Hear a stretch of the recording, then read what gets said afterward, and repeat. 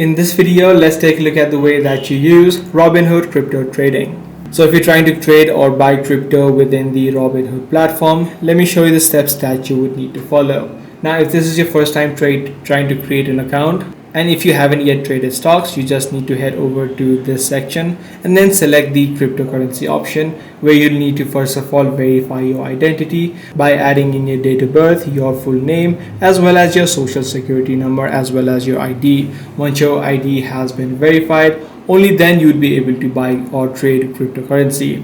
Once your account is verified, you'll also need to link a funding which you're trying to use in order to buy the cryptocurrencies from. And once your account is set up, you can just execute your trade, select the exact cryptocurrency that you're trying to buy, and then just tap on the buy option that would be visible. Now, there are a few things that you can do in order to purchase Bitcoin or any other sort of cryptocurrencies. Either you can buy in USD or dollar amounts, or you can also type in the exact Bitcoin amount that you're trying to purchase. Either way, you can use one of these options.